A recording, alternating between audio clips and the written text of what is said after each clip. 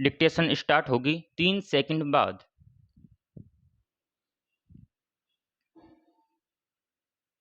Start. किसी भी राज्य के विकास और आर्थिक संपन्नता में उसके अपने संसाधनों की अहम भूमिका होती है, मगर देश के कुछ एक राज्य ऐसे हैं जहां प्राकृतिक संसाधन तो भरपूर हैं, लेकिन उन्हें इनका पूरा लाभ नहीं मिल पा रहा था। इसका कारण केंद्र सरकार और राज्यों के बीच करों तथा उपकरों के बंटवारे को लेकर विवाद था। खनिज संपदा पर किसका हक है, यह सवाल कई मौकों पर उठता रहा।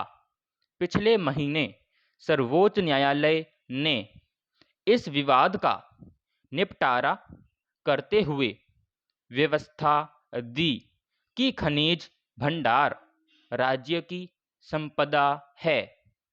फिर राज्यों को एक और बड़ी राहत बुधवार को मिली, जिसमें उन्हें खनिजों और खनिज युक्त भूमि पर केंद्र सरकार द्वारा पिछले 12 वर्षों में क्रमबद्ध तरीके से वसूले गए कर का बकाया लेने की अनुमति मिल गई। पैराग्राफ।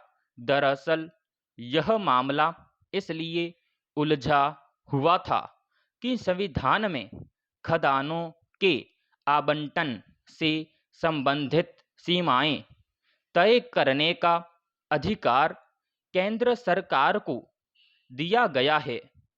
जमीन और इमारत आदि पर शुल्क लगाने का अधिकार राज्य सरकारों को है।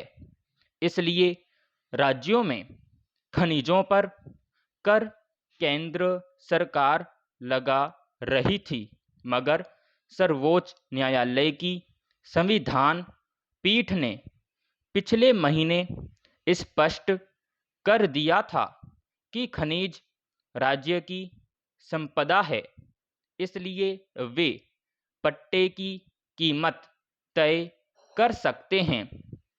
खदानों और खनिज युक्त भूमि पर कर लगाने का विधायी अधिकार राज्यों का है। कुछ राज्यों में प्राकृतिक संसाधन ही राजस्व अर्जित करने का मुख्य स्रोत होता है। इसलिए अगर खनिजों पर भी केंद्र सरकार ही कर वसूलेगी तो राज्यों को अपने विकास कार्यों के लिए धन जुटाना मुश्किल हो जाएगा।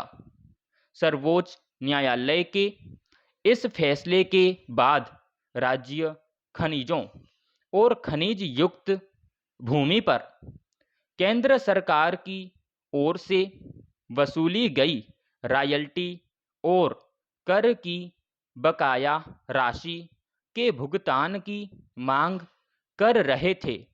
हालांकि केंद्र सरकार ने इसका विरोध किया, मगर शीर्ष अदालत ने केंद्र की दलीलों को खारिज कर राज्यों को खनिजों और खनिज युक्त भूमि पर वसूले गए रॉयल्टी और कर पर 1 अप्रैल 2005 से बकाया लेने की अनुमति दे दी।